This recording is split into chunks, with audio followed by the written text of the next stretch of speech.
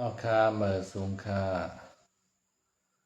เมื่อสูงปอเมพี่น้องคนเมืองแต้วค่ากูก็กูเศร้ากูตีกูตั้งในค่ะเนาะมันได้ก็เป็นวันที่25วันเดือนธันวาคมปี2526ค่ะเนาะพบทบซ้อมข่าวใส่คำลาวในข่าวยามกลางค่ำในค่ะเนาะคำในก็มีข่าวงาวอยู่2รอง2ตั้งในใครมาตรงตักพี่น้องเฮาค่ากูก็กูเศร้าในค่ะเนาะ ข่าวเงาอันที่หนึ่งแต่ก็อ่าเมื่อเรือนได้ยูเครนค่ะเนาะยูเครนก็อ่าตึกราชาค่ะเนาะเมืองเล็กๆอ่อนตึกเมืองมหาอำนาจในค่ะเนาะเมื่อเรือนในเมืองราชาในก็เลยว่าใครอยากกินขินใจในค่ะเนาะย้อนเปิดสังในย้อนเปิดว่ายูเครนเขาหมอเฮ็ด โดรนอันตีบินไล่2,000กิโลขนาด2กิโลซื้อห้องว่าพามิงโกในขณะเฮียก็ตั้งหมักขีปานาวุธในขณะขีปานาวุธก็เขามอเฮ็ดเย้าในมือกูปอกในยูเครนในโดรนก็เขามอเฮ็ดขณะหมักขีปานาวุธก็มอเฮ็ดขณะเขาเลยชื่อที่เมืองรัสเซียเขาเมืองฝรั่งเศสเขาอังกฤษเขาเมืองอเมริกันเขากล้วยขนาดย้อนเพราะว่าเมืองยูเครนในอยู่เป็นกลางในขนาดอยู่เป็นกลางอัมปาภายรัสเซียอัมปาภายเมืองยุโรปในขนาดอยู่เป็นกลางเพราะว่าเตป้าใจอยู่ภายเมืองยุโรปซัมเตอเมียนรัสเซียขนาดเพราะว่าเตป้าใจอยู่เมืองภายเมืองรัสเซียสักพักทั้งเมืองรัสเซียซัมเตอเมียนยุโรปในเฮ็ดให้เมืองยูเครนในก็อยู่อยากกินขานใจมาปานสืบปานค่ะเนาะเขาก็เลยรอดแล้วก่อนขอมามือเหงเก่าปาก89นะคะเนาะมือพองโซเวียตล่มละลายกว่าล่มสลายกว่าในขณะมือพองเมืองโฮมตุมโซเวียตแตกกว่านั่นขนาดนะเมืองยูเครนก็สั่งไกลไลผาดออกมาตีในเมืองโซเวียตค่ะเนาะเมืองโซเวียตในก็กว้างใหญ่ไพศาลค่ะเนาะแตกกลับเป็น15เมืองค่ะเนาะเมืองรัสเซียเมืองเบลารุสเมืองยูเครนค่ะเนาะเมืองเมือง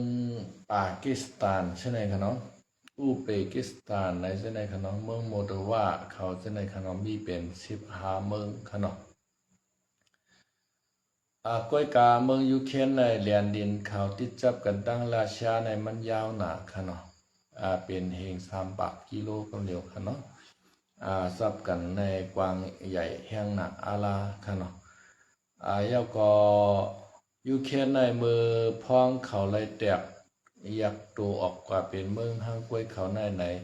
นิวเคลียร์ก็อยู่ที่ในเมืองเขาค่ะเนาะเหมือนจะหนังโฮมไพ่ผ้าเซนาวิวในก็อยู่ที่ในเมืองเขาค่ะเนาะกล้วยกากำเลือนมาในตั้งอเมริกันเขาค่ะเนาะให้ปวดแปดนิวเคลียร์ในขนมนิวเคลียร์ในใครมันเพ เนื้อกำผามันอันตรายในขณะมันมีกล่องมีเหียนค่ะเนาะเฮ็ดถือเพราะว่ามันปล่อยใส่เปิ้นในเฮ็ดถือก้นในตายกะอันหมื่นอันแสนมันค่ะเนาะเหมือนจะหนังอเมริกันมาปล่อยใส่ที่เมืองญี่ปุ่นค่ะเนาะฮิโรชิมาและนานาซากิโซกาเฮ็ดเย้านิวเคลียร์เนี่ยอันไรปล่อยตัวในมี2ปอโพยเนี่ยค่ะเนาะอันที่เหลือในเขาเฮ็ดยาวเขา3ตัวหลายๆก็คืออเมริกันเขาก็3ตัวรัสเซียก็3ตัวเขก็3ตัวค่ะเนาะให้ป้อว่าเอากว่าปล่อยใส่วานใส่เมืองยื้อก้นในมี2ปอกนั้นกล้วยในค่ะเนาะหลังจาก2ปอกนั้นมาในมีค่ะมีเซต้าป้อว่ามือเขาทดลองค่ะเนาะทดลองกับปองว่า3ตัวค่ะเนาะกำพองในราชาเขามา3ตัวหมักนิวเคลียร์ในค่ะเนาะก้นอันที่อยู่ไกลห่างหมอก50กิโลในก่อนค่ะนะหมอก30ลักแน่ไปตัวไพ่มันเปียวขึ้นก่อนในค่ะนะ ตั้งยาอายนิวเคลียร์ในหุบจอมนาจอมสังจะในเคียมก็มีค่ะเนาะหุบจอมกองหลังจะในค่ะเนาะย่อก็เอาเป็นย่อกาบผิวหนังและเย็นเป็นย่อกาบมะเร็งกินชากว่าตายกาก็มีตั้งนำค่ะเนาะย้อนเปิดนั้นแลกล่องมันในห้ายแห้งหนาในอเมริกันเขาก็ตั้งราชาเขาจะในขนมมาตกลงกันว่าเตรียมภัยเตรียมไล่ทดลองนิวเคลียร์เย่าในขนมจะมือปีเฮง1986ขนมว่าเห็นนั้นว่าในยูเครนก็อเมริกันเขาใส่ปลดแปดนิวเคลียร์ของยูเครนค่ะเนาะกับในยาก็ราชาเขาก็มาปลดเอามือกว่ากับในยูเครนในก็มีกองมีแหนสังราชาใครทางเล็กเจ้าหือก็ไล่ใครมีบใครเงี้ยนเมื่อไรก็ไล่นั่นขนาดนะเห็นนั้นว่ายูเครนในก็เงี้ยตั้งราชาเขาเต็กเต็งเป้กินมาค่ะเนาะปาน10 ปานเก่าค่ะนะย่อก็ลงปองซึ่งเขาก็ไล่อ่อนแอต่อราชาน่ะค่ะเนาะเพื่อถึงมาเมื่อเขาแตกแยกตัวออกกว่าในเหลี่ยมค่ายเมอันนั้นค่ะนะมันก็ติดจับเมืองยูเครนภายดังไตค่ะเนาะก้วยกาตางเมืองราชาแต่ก็มันติดจับหนังเก่าค่ะเนาะมันจะเป็นกุลอ่อนอันหนึ่งในน้ำปางหลายค่ะเนาะติดจับตีตางเมืองซาปอริเชียอะไรค่ะเนาะย่อก็เมืองอันนี้ก็เป็นของโซเวียตเขาหนังเก่าคุณค่ายเมในค่ะนะก้วยกาเผื่อว่ายูเครนเขาไล่เมืองก้อนขอกว่าเย้าในอันเป็นจอมปองจึงของเมืองโซเวียตในเขาเอาค่ายเมในอาปันยูเครนกว่าในขณะย้อนเพราะว่ายูเครนในก็ก้นเขาในญาตามซึกตามเสือที่ซึกโซเวียตเขาเฮ็ดให้ในตายกับนำหนานั่นขนาดนะก็ยุคแบนดินค่ายเมในอาปันยูเครนเอาชายนีชายชินก็ว่านั่นขนาดเนาะก้อยกาปูตินขนาดอันเป็นจอมซึงราชาเมื่อเร็วในแต่ก็มันก็หันดีซ้อมขนาดยุคค่ายเมปันที่ยูเครนในมันก็ขลายขึ้นขนาดเพื่อถึงที่ปูตินได้ขึ้นมาเป็นจอมซึงเงาเนี่ยก็ไม่มันก็ดีต่อเมืองยูเครนและอันเป็นจอมจึงยูเครนเมื่อปานนั้นก็ซ้ำดีต่อปูตินให้ไหนก้อยกับปูตินให้ลักปล่อยเอ็นแห้งซึกเขามาเอาที่อยู่ในเมืองไคเมกันเนาะก็เพราะว่าไคเมเนี่ยในก็มันติดจะปังหลายลำกันเนาะตาฮือน้ำลึกก็เปลี่ยนตีไคเมกันเนาะมันก็ไคไลอันในค่ะเนาะปูตินมันไข่กาไข่ขายต่อในกำผามันคลายตาฮือน้ำลึกอันในขนาดก็มือ2 แห่ง 14ในปล่อยเอ็นแห้งซึกเขามาตั้งหลายขนาดมายึดเอาเมืองไคเมลอยตีเสียงกองแตกเสียหวยขนาดยาวก็อันตีก้นในเมืองไคเมในก็กำนำเตมอรัดความราชากันขนาดใครเหมือนจังหนักไต้เฮาอยู่ชำมานก็สมอรัดความมานั่นขนาดนะมาเฮ็ดประชามติกันในเอาเสียงกลางใส่ก้นเมืองในไผเตอยู่โฮมห้อมราชาไผเตอยู่โฮมห้อมยูเครนนะครับเนาะราชาเขาก็มาเฮ็ดปางเลือกตั้งจังนั้นกับในราชาเขาก็เป็นก้นควบคุมอันที่ปางเลือกตั้งนั่นค่ะแหละนะก็ว่าก้นตีอยู่จอมราชาแนะนำเด้ออันใครอยู่จอมยูเครนเนี่ยเขาก็ยึดเอาเมืองไคเมกะขนาดเมืองไคเมในเป็นเมืองหางดีหางงามค่ะเนาะเมืองสวยงามอันเป็นว่านะกำไทยว่าเมืองสวยงามเป็นแหล่งท่องเที่ยวในตีเปลี่ยนตีเมืองก้นแอววันลาวเมืองเขามาเหลมาพักผ่อนหรือเฮอหรือใจค่ะเนาะย้อนไปว่ามันหางดีนะเมืองไคเมในค่ะนะมันอยู่ในกลกลางน้ำปางลายเหมีพังลายปางลายหาดทรายเหยก็มีดังเสียงร้านอาหารการกินกูซื้อกูมิวหังดีหังงามเปลี่ยนรีสอร์ทเป็นโรงแรมเปลี่ยนที่พักผ่อนหย่อนใจเหมือนเจ้าหนังภูเก็ตค่ะเนาะเหมือนเจ้าหนังพังปัทยาเขาโหหินหาดใหญ่เขาเจ้าในค่ะเนาะ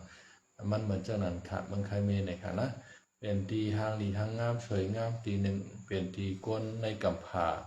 ชาเทลงเขามาแอลเลเดนหรือเศร้าหรือเฮอหรือใจนั่นขนาดเนาะ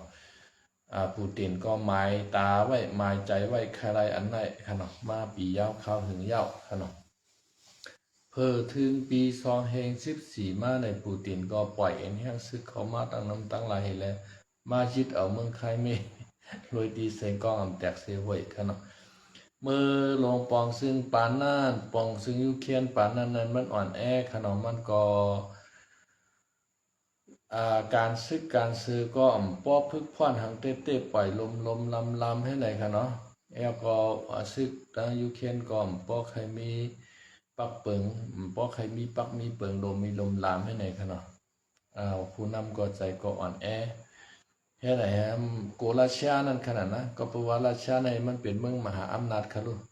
เพราะว่าเขาขามาด้วยตีป่องมันใน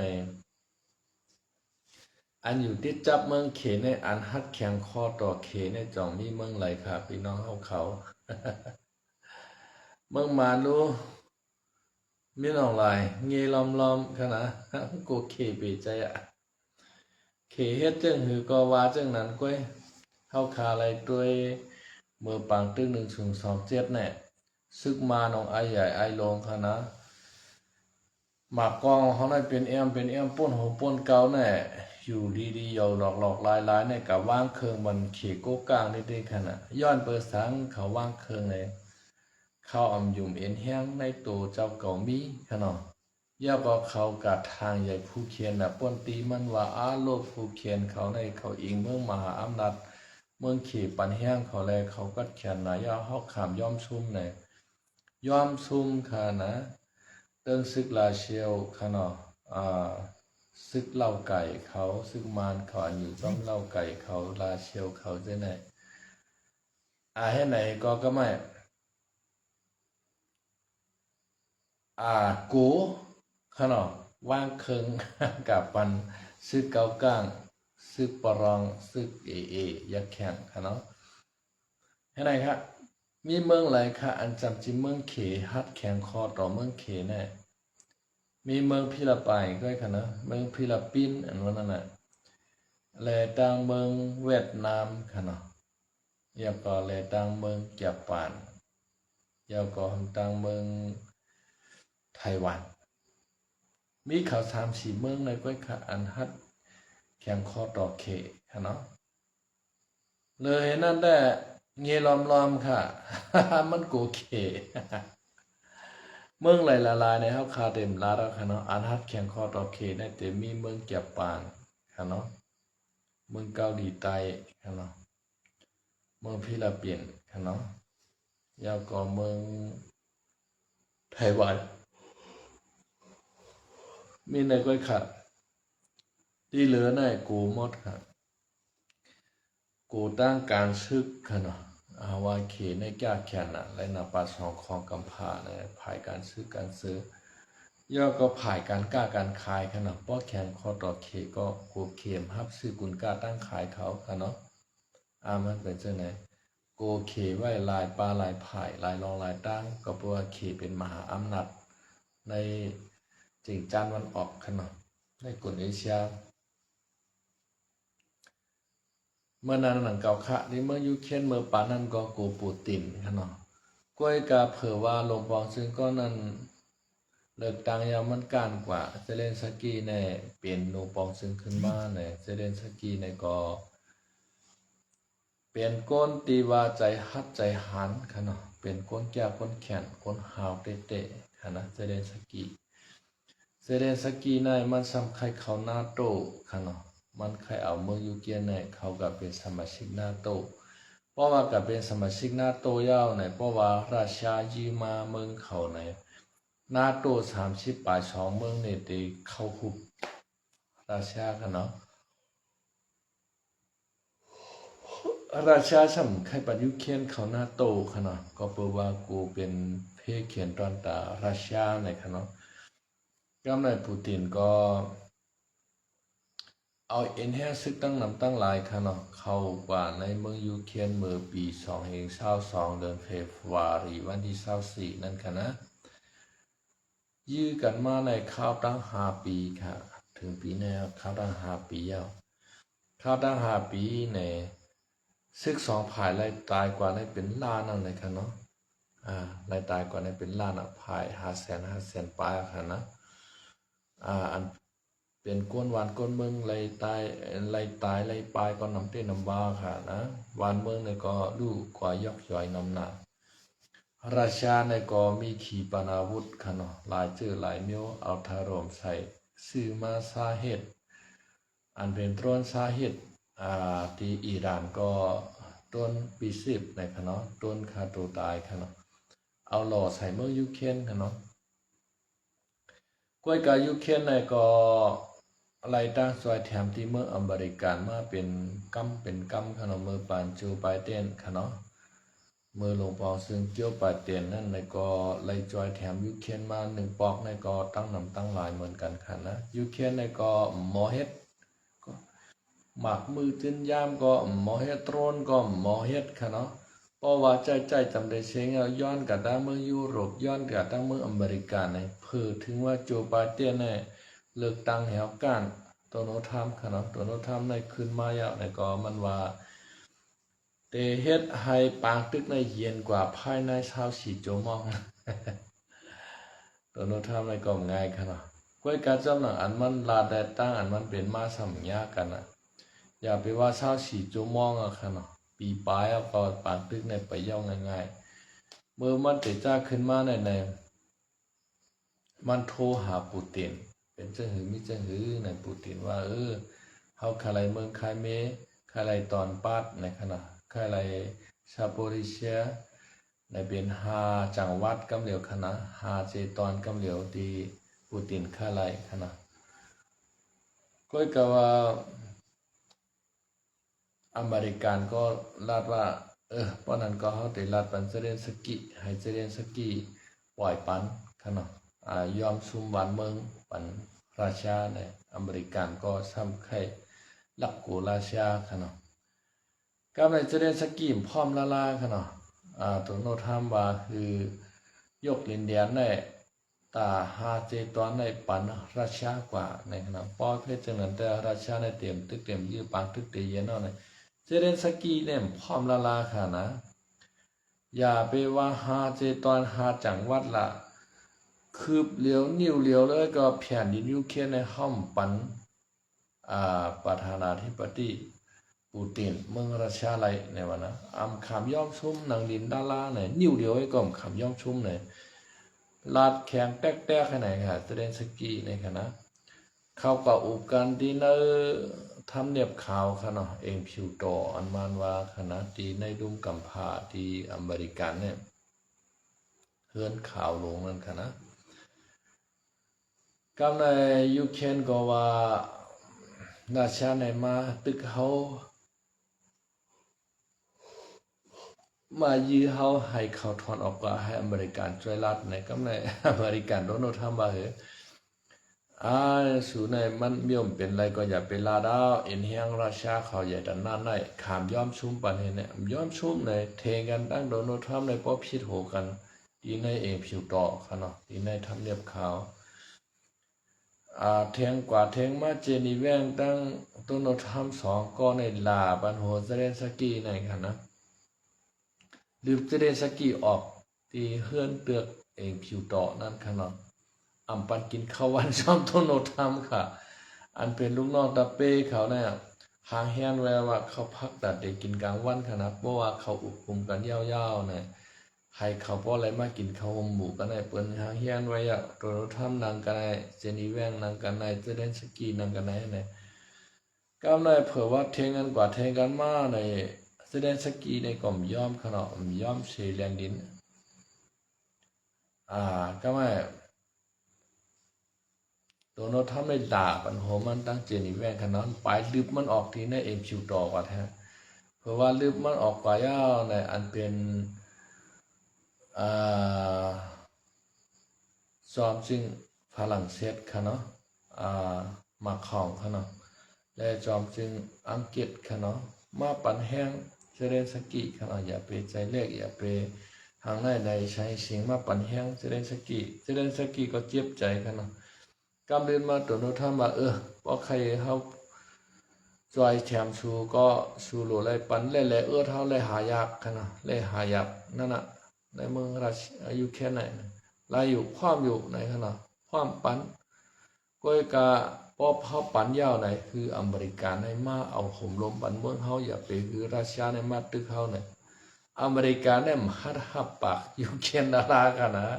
โดนัลด์ทรัมป์เนี่ยมัดหับปากยูเครนเห็นหน้าไหนก็ไม่ย่อมกาช้ำใจอิหร่านมัดขนาดปิกแปดอันเป็นสตาร์ลิงของมันขนาดปิกแปด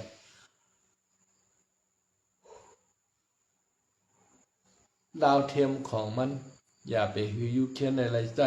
อย่าไปฮือยูเครนในหันราชาเขากองทัพเขามีตีไรในอย่าไปฮือหันในโทรศัพท์มือถือในขนาดในคอมพิวเตอร์เนี่ยก็ในยูเครนในก็เป็นตับชิกตาวัดค่ะอำหาเนาะได้ปล่อยขีปนาวุธกว่าใส่เปิ้นก็จ้างตัวในความหมอขนาดรับสิ่งพิษได้ว่าก็ในเห็นอันใดอบอก1 อาทิตย์2 อาทิตย์โยเฮ็ดกับเฮ็ดมาในต้นอิหร่านเข้ามาถล่มใส่ยูเครนเปลือเป็นเมืองเล็กขนาดอเมริกันทำมาปิกหูปิกตาอะไรไหนแค่หนากำเดินมายุโรปในก็ลูตั้งเซเลนสกีเตะขนาดเพราะว่า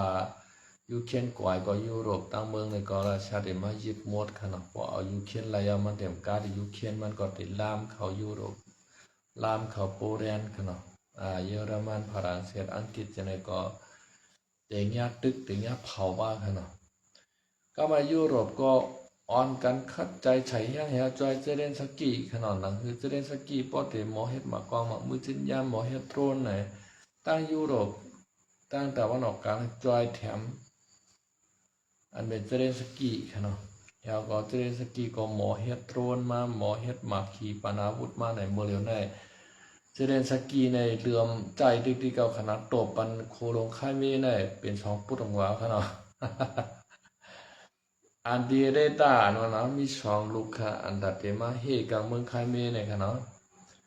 เจเลนสกีเอาตรวนในกับปีใช้ในกวายทั้ง2 ลูกค่ะอันดัดเตเฮกับเมืองยูเครนดัดเต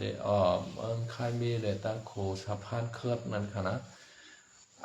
จ้างเฮกังเอาก็ไม่รัสเซียในกาเอาเรดาร์อันตีเฮกลางด้านกลางหาวเฮหมักกล้องขีปนาวุธเฮตรวนจะไหนเอาเข้าไปอยู่ไว้ที่เมืองมอสโกกำพองเอามาอยู่ที่เมืองคายเมกำพองไหนคะเนาะเมืองคายเมในมันจางเขาคำเดียวโขมันกว่าก้ามจางโตต่างเขากว่าค่ะไล่ไปดีเหตุได้ลุยน้ำมาว่าเฮ็ดนะเซเลนสกีว่าอันชูเฮ็ดในก็มันก็เต็มไล่พวนหังกะหือเต็มไล่พวนดีมันกะหือชูเฮ็ดสังก็เฮาฮู้อยู่แต่เตถล่มค่ายเมแต่เตยืมเมืองค่ายเมในเฮาวางแผนมาไว้เรียบร้อยแล้วเนี่ยเขาเตห้ำกันทั้งเตว่าคั่นอะไรก็ไม่อันบาเปิ้นทำต้นโนทำอเมริกันเนาะเมื่อเหลียวในตั้งยูเครนในต้นโนทำหันถึงจะหือค่าเนี่ยเขาหันถึงเมื่อโมเลนในยุคเคนในเลยว่าแก่ขึ้นมาคือเขิมขึ้นมาเลยว่าเอาเป้ปูนปูตินไว้แน่ในว่าดูกว่าปันแห้งเขาเนี่ยก็เลยเป็นถามว่าจ่องเซเลนสกีในเตเปราชาอะไรเก่าห้าเนี่ยในแต่ก็ไปสังลาดเนี่ยก้อยกับว่าเซเลนสกีในก็แก่หนาวะในว่านะในตัวโนทามลาดในที่สื่อข่าวเขาขนมโมเลนในตัวโนทามก็ใครมาเป็นหูเป็นใจภายตั้งเซเลนสกีมาลอยๆขนาดกวนเฮาในเพราะว่ามันเปิดปุ่นเปิ้นไว้ในก็มีคนปั่นแห้งมันเหมือนจังหนังกวนตีมวยขนาดเนาะพาไรตีมวยเป้เปิ้นก็กับปั่นแห้งก็นั่นเปิ้นเลยเป้เปิ้นเอาหมู่ก้าขนาดไปไรเงินไรตองว่าแทนในวันไอ้พวกขาวเขาจะไหนขนาดกวนอันการได้เปิ้นเลยการนะครับเจ็บซ้ำมีไผปั่นแห้งเปิ้นไปหุ่นน้ำมันยังไงกันเนาะมันก็ดิเจ็บใจว่าทำอะไรขนาดไหนครับบริเวณเซเลนสกีในเริ่มเปราชามาในอเมริกันก็ดีต่อเซเลนสกีครับเนาะดีต่อเซเลนสกีเมื่ออีดาอันด้าอเมริกันยื้อกันในอเมริกันนั่นเปและอีดาในเซเลนสกีมันนี่แนวตั้งมันหนุนขนาดพอใครเป้เฮาติสวานสูเฮ็ดในขนาดก้อยกะว่าใครเป้หลายๆใครสวานหลายๆขนาด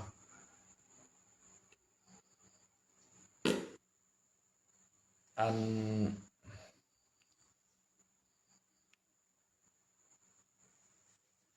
อเมริกันนี่ก็มาจอยมาแถมสังฆะเผื่อว่า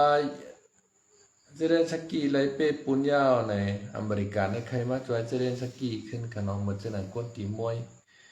พอเขาขามาตัวเมืองเฮาในชิดใต้เฮาขามเป็นหมู่เป็นจุ้มอันเดียวกันเหตุเดกย้อนตั้งจอยแถมที่เมืองนอกเมืองในก็นอกเมืองเปิดดีจังเฮาไว้ค่ะนะ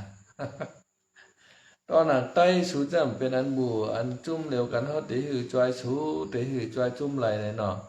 พอจุ่มหนึ่งหายางกะตั้งนะจุ่มหนึ่งสมัครคัดขามันรวมให้ไหนค่ะเนาะฉันเชื่อว่าใครนอกเมืองจอยเฮาบ่ในจริงเฮารู้ไรเป็นตับซึกอันเดียวมีจุดมุ่งหมายอันเดียวเป้าหมายอันเดียวค่ะเนาะเลื่อนกว่าเส้นตั้งอันเดียวว่าในจริงเมืองใต้เฮาค่ะเนี่ยรอเดียวก่อนขอก็มันก่อมขึ้นนำนอกเมืองเปิ้นมาจอยเนี่ยก็เปิ้นถางหางไรจอยค่ะนะอันไหนจุ่มว่าหลำแทงจุ่มว่าแดงแทงจุ่มว่าขาวว่าให้ไหนมันเหมือนกันคนวัดคนเมืองก็ฮู้กันวัดการเมืองให้ไหนเปิ้นก็คานมาสอนค่ะเนาะมันเป็นจังได๋บ่เดี๋ยวในจะอะไรว่าเจริญสกีในมีนามีตามาเนือกำผาค่ะเนาะในเมืองยุโรปกูเมืองก็เปิ้นหันดีหันงามจอมมันบ่เดี๋ยวอเมริกันก็หันดีจอมมันนะครับก็ไม่แทงอันน้ำมันดีเซลน้ำมันรถน้ำมันกาในอันดาชามขายออกนอกเมืองอะค่ะเนาะเขาดีไว้ใจในเมืองเขาก็ไว้ใจในเมืองก็คนเมืองโยโย่ในเต็มป้อไรชื่อค่ะอันที่ไรชื่อในเปลี่ยนตาหารตำรวจเขาเป็นข้าราชการเขาจะในก้วยเอาค่ะนะเมืองอายุเคียนในเอาตรวนกับปล่อยใส่ห้องกันน้ำมันหอนกวายน้ำหนาอาลาค่ะเนาะย่อก็ย้อนเบอว่าปากตึกยูเครนปากตึกอิหร่านจะในเฮแลเฮ็ดถือกวนไฟในขึ้นกันหรือผ้าน้ำหนักเนาะไม้ห้องกันน้ำมันว่าไม้อย่างยิงปีในเฮ็ดถือกำผาเฮาคาเลิดไม้ในคณะเมืองยุโรปในมีเป็น44องศาเยาในคำบ่ได้ในคณะ46องศาเยากำพองในปอตายย้อนตั้งอากาศไม้ในคณะเป็น44ก้อในคณะในก็ย้อนเปิดว่ากวนเฮาเผาพื้นเผาไผ่ย่อมกาเฮ็ดโครงจักโครงการโรงงานนำหน้าเป็นปางตึกนำหน้าในเมื่อเหลียวในกำผาในก็ไข่ไม้มาลอยๆค่ะเนาะกำผาเฮาคาไข่ไม้มาลอยๆเย้าโดนโนทามก็ใจเปิ้นเฮ็ดผลิตออกมาน้ำมันติ๊กๆค่ะเนาะไม่ชงคาน้องใจวันยินจมคำค่ะเนาะเข้ามาปั่นแห้งคำขึ้นลึกค่ะเนาะ เมื่อกลางวันในขาวตันค่ะเนาะตันในฮับชายค่ะเนาะเมื่อพวกไก่ย่ากันค่ะเนาะกำผาคาไข่ไม้มาติ๊กๆเยอะตัวโนทามในก็มันปั่นแห้งเปิ้นคือเปิ้นเฮ็ดออกน้ำมันหยุ่มค่ะลองว่าลกล้วนว่ายังว่าในเจ้าในค่ะนะอันเป็นจุ่มนาชาเขาค่ะเนาะจุ่มรักษาสิ่งแวดล้อมเขาเจ้าในเปิ้นว่าอย่าไปเฮ็ดหกจากโครงการโรงงานติ๊กๆอย่าไปผลิตน้ำมันออกติ๊กๆเฮ็ดคือกำผาวคาในไม้ขึ้นมาเดือดขึ้นมาติ๊กๆยาวในตัวโนทามว่ามันเกี่ยวในค่ะเนาะก็ไม่อันเป็นเมืองยุโรปในก้นตายกับ44ก้อยเอาในขณะย้อนเปิดกามไม่ห้าวแห้งมันในขณะเมืองยุโรปเนี่ยตอนไม่ปอกขวันนะเมื่อเหลียวใน44องศาเยาในญาณิโยอันว่านั่นแหละมันป่อมายาวในขวันนะป่อมายาวตีเอาในกว่ามันตีแห้งแรงกว่าติ๊กๆในขณะตั้งแต่เดือนพฤศจิกายนอันตีถึงมาในต่อถึงเดือนธันวามกรากุมภามีนาเมษากว่าผู้ในตีไม่กว่าติ๊กๆในคำว่าอันตีกลขัดลามในอุตุค่ะเนาะอันทรัพยากรนั่นค่ะนะอากาศนั่นค่ะนะอันกลุ่มนาชาเขาเปิ้นมาเปิ้นเผาในกำผาค่ะเนาะเพราะว่ามันแห้งแรงขึ้นมาในไผ่ป่าก็ตีไม้แทงนั่นค่ะนะเมื่อเดี๋ยวในก้นก็ตัดไม้ตัดตอกนำหนาอันห้องจากห้องงานก็นำหนาเย้าก็ช่างเป็นปางตึกกันตั้งเมืองยูเครนว่าเมืองรัสเซียว่าเมืองอิหร่านว่าในเจ้าในเฮ็ดคือห้องกันน้ำมันเจ้าในลูกเป็นพื้นเป็นไผ่กะทำลายกระจกอากาศในค่ะเนาะเมื่อเดี๋ยวในข่าวเงามันก็ดีหลังกว่าตั้งกำผาค่ะเนาะโดนโนทามในมันไปยุ่มค่ะเนาะเมื่อเดี๋ยวในน้ำแข็งโคโลกเหนือในละลายลงน้ำปังหลายติ๊กๆเอาค่ะเนาะ แทงอินมาในเตมาเดิมมาถึงเมืองใต้ยาวในค่ะเนาะเมืองไทยอ่ะเมืองใต้เอาคาเมื่อเดี๋ยวในเจออันผูกเข้าเขเข้ากาบก็เข้าเขเขาบ่เหี่ยวเขาว่าในเมื่อคำว่าพี่น้องตามเมืองใต้เอาคาลาดมาในค่ะนะมองผลก็ผลออกมาเสียปอกเขาอ่ะเพื่อการตั้งเกียงใหม่เขาในผลก็ตึกหามาอยู่ค่ะเนาะแปลว่าแค่นเอ็นหนึ่งค่ะเนาะเพราะว่ามันเหมือนเจ้าหนังว่ากรมอุตุนิยมเขาเปิ้นลาดนั่นแต่ก่อนนาดีโกมาลอยๆค่ะเนาะนาดีโกมาลอยๆเฮาคาโลและรักษาสิ่งแวดล้อมไว้หลีๆเหมือนเจ้าหนังรถ EV อันเปิ้นเฮ็ดมานั่นอันนำไรใช้น้ำมันนั่นอันใจไผพานั่นค่ะนะเปิ้นเฮ็ดมาตอนตาเตรถโลกล้วนในเขานะหนังฮือกำพาในป้อเต็มฮ้อนใน EV เมืองเขเปิ้นเฮ็ดออกมาค่ะเนาะเมืองเขในบ่เหลือในเขาคาดใจเฮ็ดรถ EV รถไฟพามาในย้อนเปิว่าเขาไข้ฮือวานเมืองในเหมือนปักเก่าเปิงเก่าค่ะเนาะอย่าไปฮือกำพาในมันฮ้อนแห้งในค่ะเนาะเพราะว่ากำพาฮ้อนแห้งในผูกมักข้าวเต้านำก็อ่ำดีในค่ะเนาะยาวก็เตเฮ็ดฮือโกนเฮาคาในทุกข้าอยากกินขานใจเหมือนเจ้าหน้าปานเมืองกูป้อคุณก็มีค่ะนะเมืองภาคอีสานในแตกขับค่ะเนาะแห่งเลี้ยงแตกขับมีดีอยู่ที่เศร้ากะกะไรก็มีต้นไม้แห่งโคโลคาลาค่ะเนาะว่าเหตุเจ้ามุนใหญ่คุณออกคำป้าที่เก่าค่ะเนาะเจ้ามุนใหญ่คุณออกคำเมืองไทยเอาคาหันมาภัยสภาวะสภาวะลองผ้าเลี้ยงค่ะเนาะเจ้ามุนใหญ่คุณออกคำเฮาในก็เปิ้นก็มือเฮ็ดปานอ่างน้ำให้เก็บน้ำผลไว้ค่ะเนาะเพราะข้าวผลยาวก็เมื่อผูกต้นไม้ต้นตอกต้นหมอกต้นหมากในเมืองภาคอีสานในเขียวสะอุ่มขึ้นในค่ะเนาะเฮ็ดคือผลผ้าอากาศดีมากค่ะเนาะยาวก็อันเป็นศาสนาในก็เกี่ยวค่ะเนาะเหมือนเจ้าน่ะเจ้าทวดเจ้าเมียดเขาเจ้าหลวงปู่มั่นเขาหลวงตาพระมหาบัวเขาเป็นเจ้าทวดเจ้าเมียด